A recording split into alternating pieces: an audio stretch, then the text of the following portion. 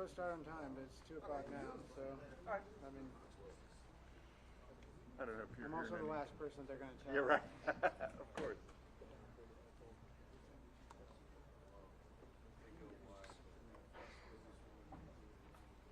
I will go inquire. Oh, no, don't. Either it will or it won't. How many people are they expecting? Is it just one person? There's the chair and one investigator is what I was told. So 2. And then the chart of whatever that chart is for. But I was told one investigator and the chair. Yep.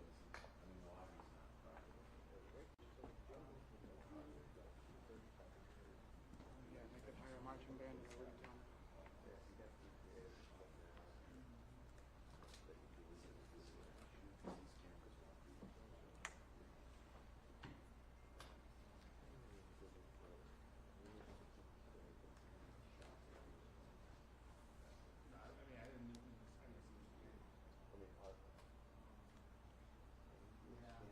That guy's recording us. Is that in there? Never been on. Oh, okay. You see you sitting over there. Thanks. Oh. You dressed up today. I didn't.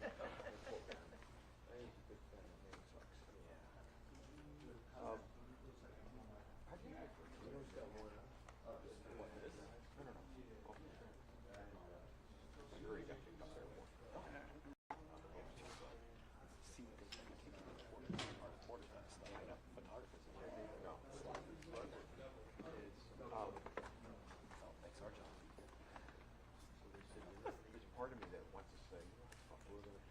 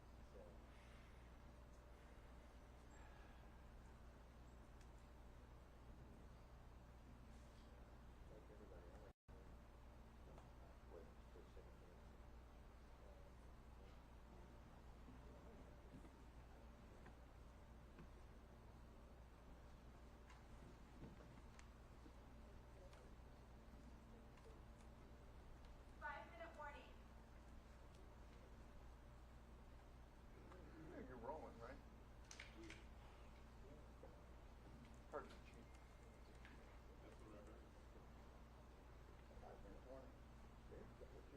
Hey Siri, is that 3-minute countdown timer?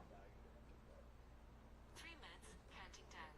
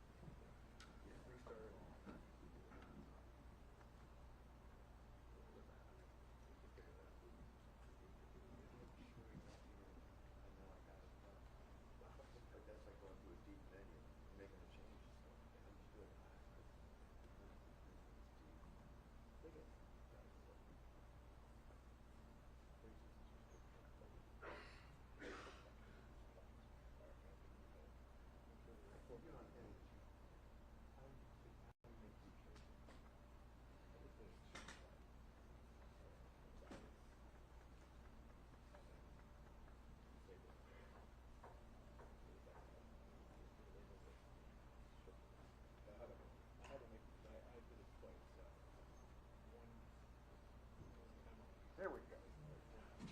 Yeah, my fault.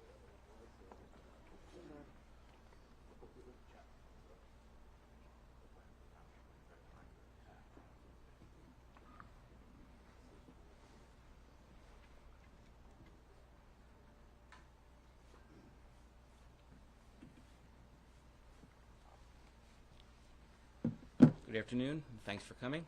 I'm Eric Weiss with NTSB Media Relations. NTSB Chairman Jennifer Homendy, Homendy, and Recorders Branch Chief Sean Payne, Payne, will walk us through the accident sequence of the January 29th midair collision near Ronald Reagan Washington National Airport. They will then take questions and answers. No analysis of the preliminary investigative information will be provided, and we will not be speculating about the probable cause. As always, you can follow this and other NTSB investigations on our website, ntsb.gov, as well as on Facebook, Instagram, YouTube, and X at NTSB_newsroom. And reporters can always contact us through email at mediarelations@ntsb.gov. Chairman?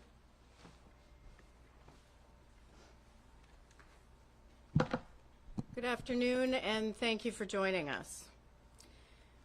The on-scene portion of our investigation into the January 29th midair collision near Reagan National Airport has wrapped up. We have the perishable evidence we need, so we want to provide an investigative update and talk about next steps. Let's begin with some information on the Black Hawk's route and then proceed through the accident sequence. This particular flight was a check ride for the pilot flying the Black Hawk. Generally, a check ride is a practical exam that a pilot must pass to be qualified to perform specific aircrew or mission duties. The Army does 3 types of check rides: instrument, annual, and night vision goggles.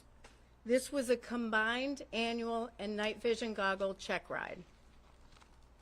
We believe the helicopter crew was likely wearing night vision goggles throughout the flight, given the nature of the flight. Additionally, had they been removed, the crew was required to have a discussion about going unaided. Let me repeat that. Had they been removed, the crew was required to have a discussion about going unaided. There is no evidence on the cockpit voice recorder, or CVR, of such a discussion. On this chart, you'll see the routes they were generally following: helicopter route 1 to helicopter route 4. These routes are designated by the Federal Aviation Administration, or FAA, and although you see blue lines, there are no defined boundaries to these routes. You'll note on the chart that pilots are expected to maintain the maximum altitude charted when ceiling permits, unless otherwise instructed by air traffic control. The maximum altitudes along helicopter route 1 are 1,300 feet between Cabin John and Chain Bridge, 1,000 feet at Chain Bridge, 700 just after Chain Bridge, 300 at the Key Bridge, and 200 feet just south of Memorial Bridge. Now I'm going to read some preliminary investigative information, which is derived from a variety of electronic and other sources as of 1 p.m. today.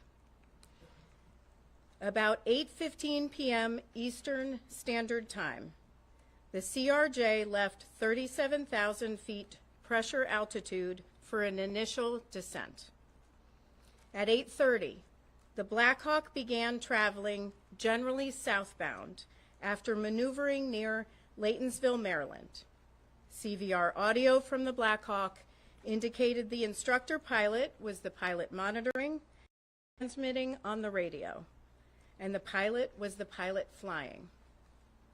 At 8:33:41, the Black Hawk crew requested helicopter route 1 to 4 to Davison Army Airfield, which the tower controller approved.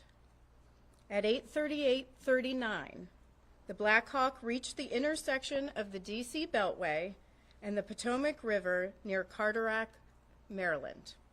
After briefly turning westbound, the Black Hawk turned back to the east and began descending as it picked up helicopter route 1 over the Potomac River southeast toward downtown Washington, D.C.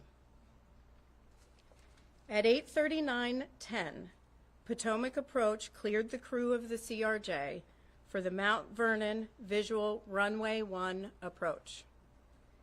At 8:40:46, the CRJ rolled out of a left turn established on the ILS localizer for runway 1 at approximately 4,000 feet pressure altitude, 170 knots, with landing gear up and flaps extended to 20 degrees.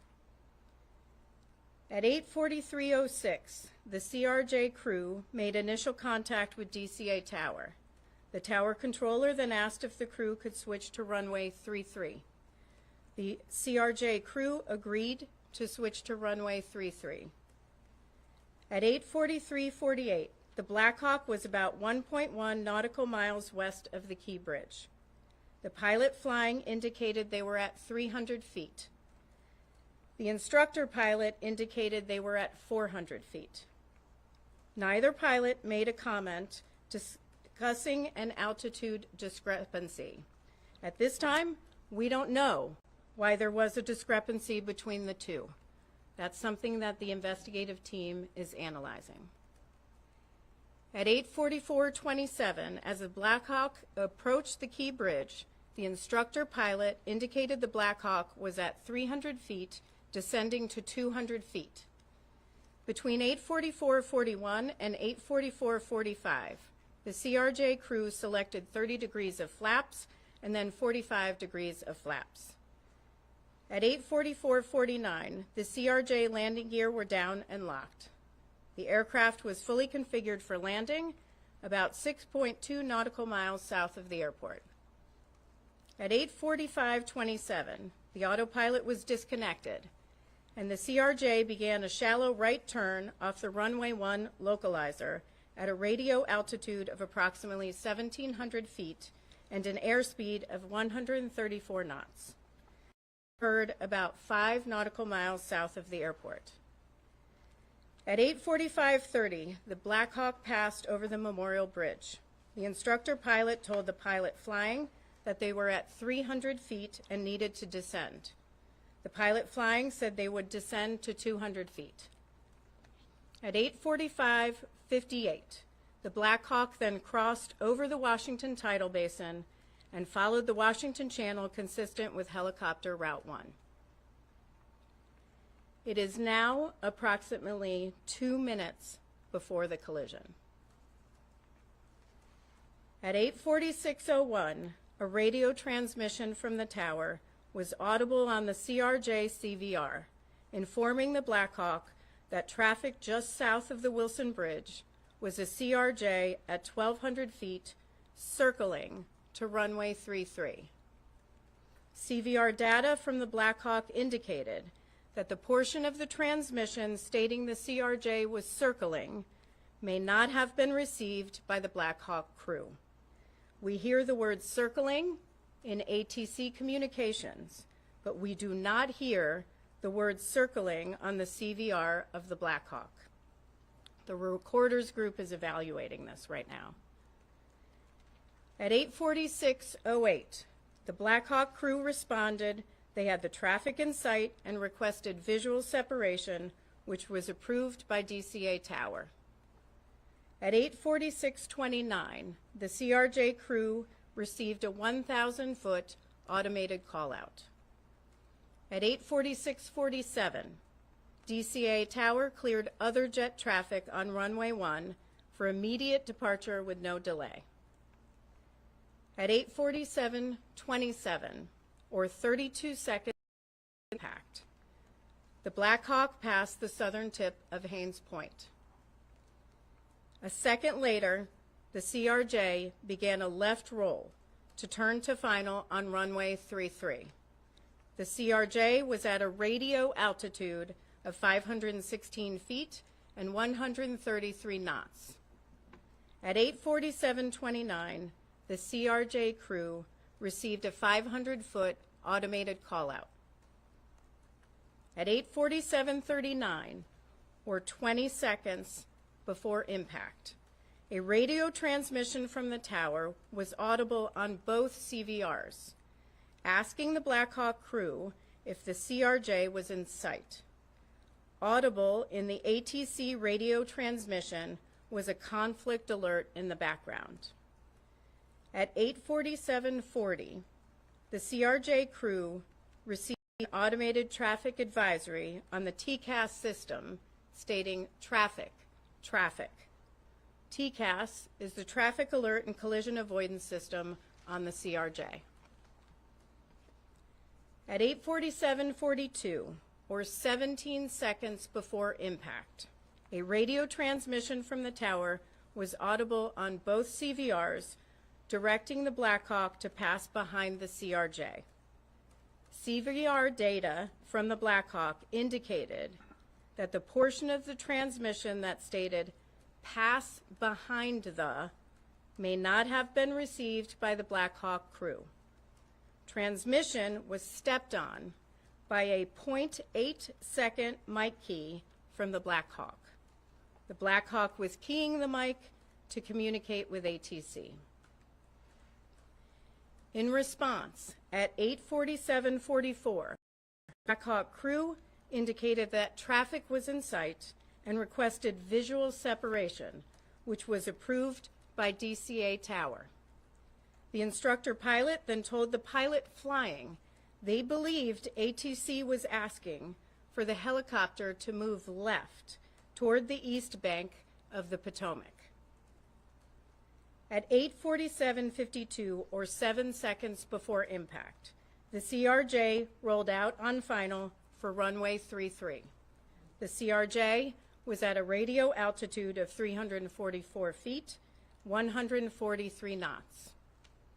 At 8:47:58, or 1 second before impact, the CRJ began to increase its pitch, reaching about 9 degrees nose up at the time of collision. FDR data show the CRJ elevators were deflected near their maximum nose up travel. The last radio altitude recorded for the CRJ was 313 feet and was recorded 2 seconds prior to the collision. The CRJ pitch at this time was again 9 degrees nose up, and roll was 11 degrees left wing down. The CRJ was descending at 448 feet per minute. The radio altitude of the Black Hawk at the time of the collision was 278 feet and had been steady for the previous 5 seconds. The Black Hawk pitch at the time of the collision was about a half degree nose up with a left roll of 1.6 degrees. Now, examination of the wreckage will assist in determination of the exact angle of the collision. Now, we're confident with the radio altitude of the Black Hawk at the time of the collision that was 278 feet. But I want to caution, that does not mean what the Black Hawk, that's what the Black Hawk crew was seeing on the barometric altimeters in the cockpit. We are seeing conflicting information in the data, which is why we aren't releasing altitude for the Black Hawk's entire route. Turn it over to Sean Payne for an explanation of that.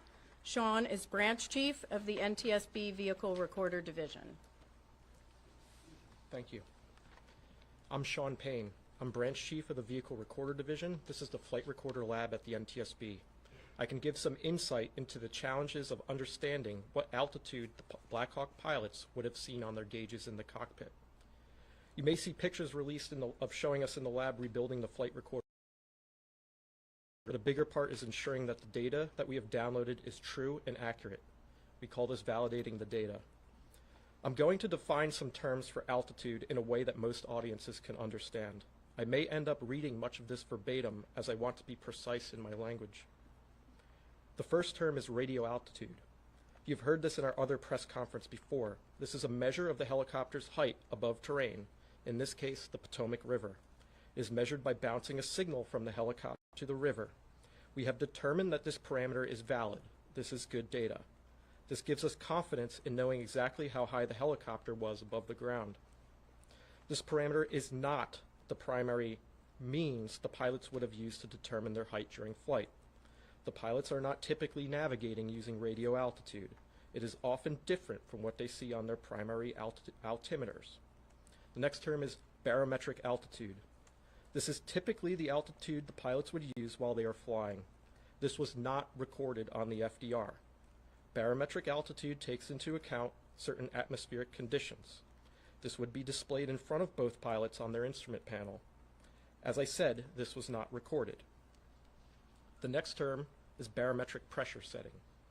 This is an adjustment that the pilots use on their primary barometric altimeters to ensure that the altimeter is set properly. This is critical. This was not recorded by the FDR. This accounts for the local pressure at the time of the flight. Again, this was not recorded by the FDR. The next term is pressure altitude. This is more of an engineering altitude that the helicopter's systems can tap into.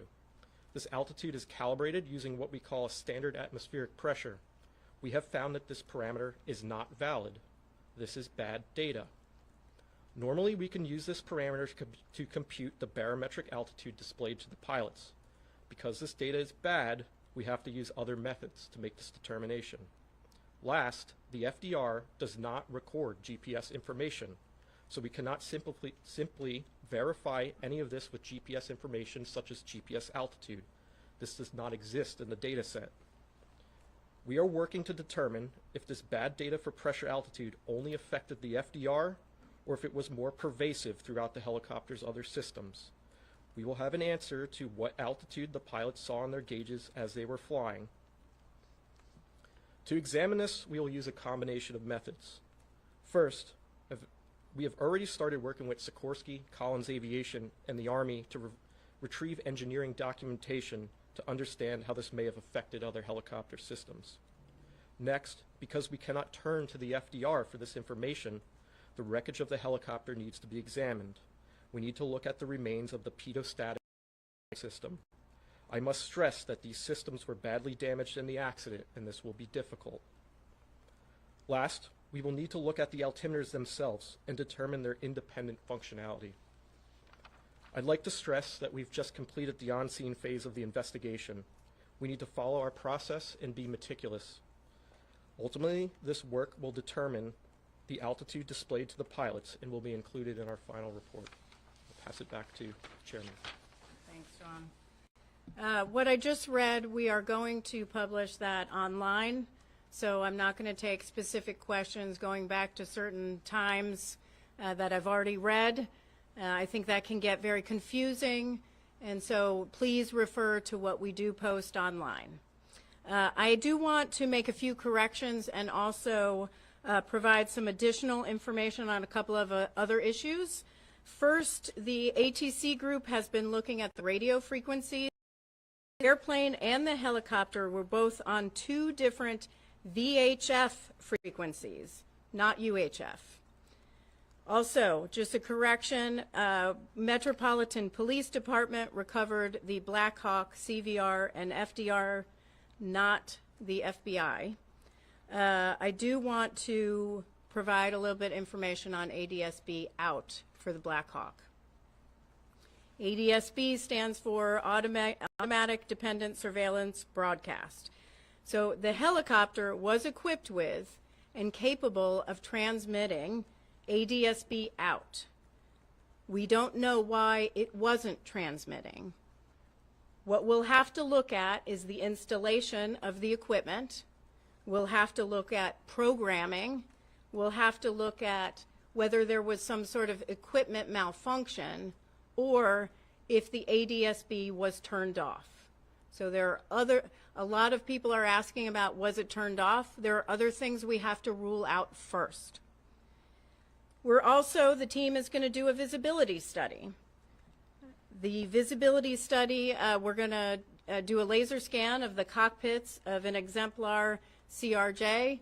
We're going to also laser scan an exemplar cockpit of an exemplar Black Hawk, and we're going to take that information as well as information from examination of the wreckage, different seating positions, different heights, different eye positions, also taking into account night vision goggles, and we're going to do a pretty in-depth visibility study, which we do often, and see if we can demonstrate, which we will be able to do on a software program, what the pilots of the Black Hawk could and could not see.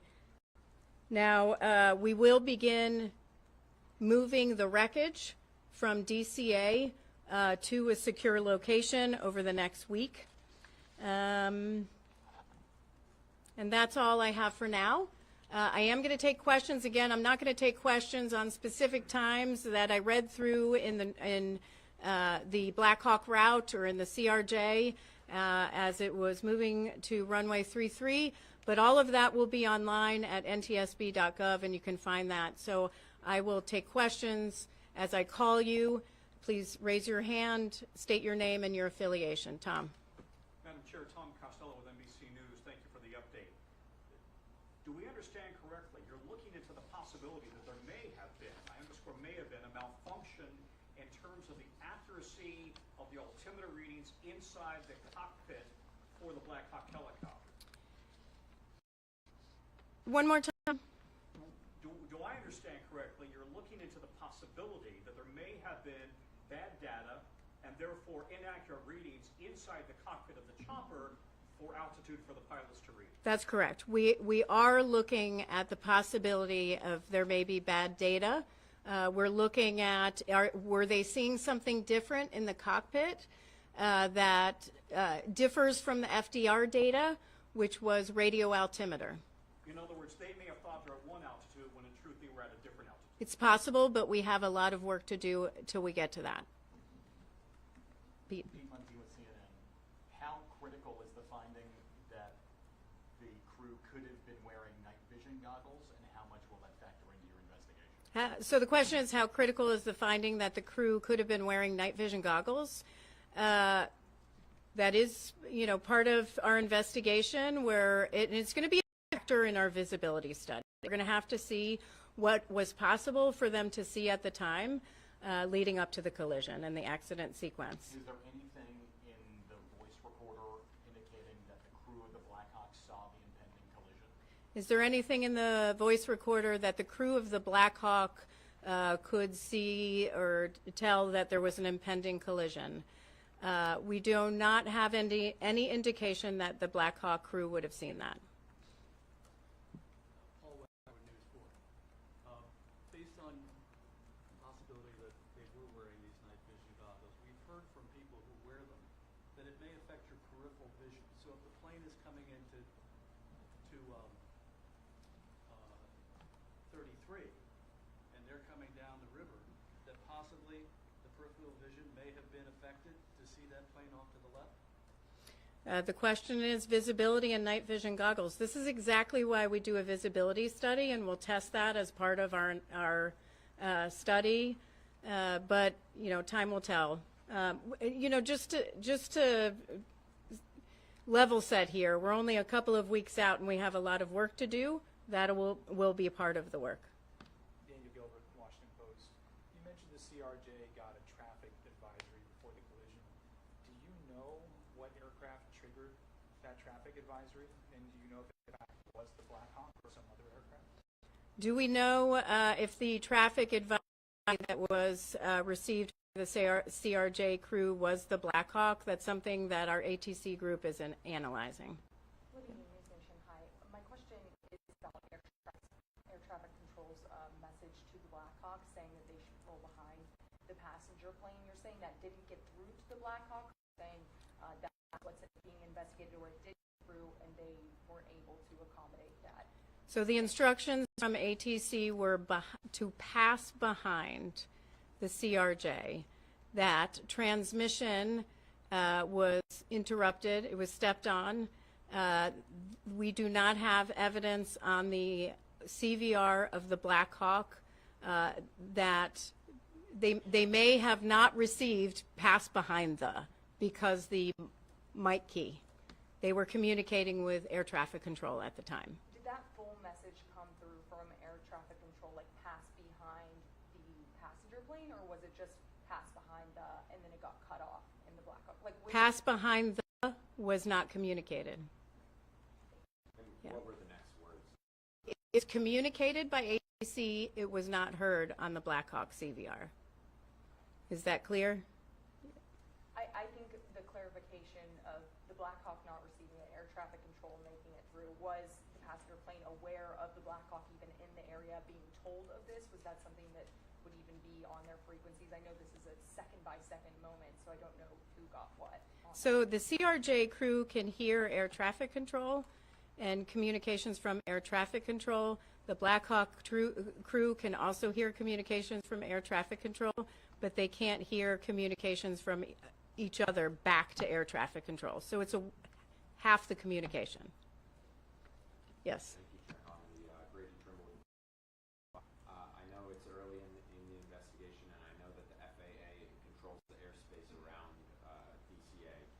this point, would you say that the temporary restriction of helicopter flights is the right move, and would you advocate for a permanent restriction of those flights? Well, I do want to congratulate the Secretary Duffy for taking action immediately to restrict helicopter traffic, except for life-saving flights and presidential flights. So I think they took the right safety action. We will have to, as we go through our investigation, look at the accident sequence and take our investigative information and determine what next steps should be done. It's too early for us to say whether it should be permanent. However, that's certainly something that the Secretary and the FAA can do on their own. And because it will be you guys who put the safety recommendations forward in the end, are there any others right now that would make flying into that particular airport safe? Yeah, so here's what I'm going to say. On aviation is the safest mode of transportation. I say this often. You are at greater risk getting into your car to and from the airport. On our nation's are 95% of all transportation deaths. 95%. We're talking 43,000 people are dying on our nation's roads annually, millions more injured. Aviation is incredibly safe. With respect to any safety recommendations that may come along or any safety deficiencies that we might identify, one thing I will say is our investigative process, we don't wait till the end of our investigation to issue something that may impact a safety deficiency. So for example, we will issue an urgent safety recommendation if we see that something needs to be acted on immediately. We won't wait till the end of the investigation. We won't wait till the end to issue recommendations in the final report. We will take action. We will issue an urgent safety recommendation if we need to. So that's open now in all areas. Last question. Yes.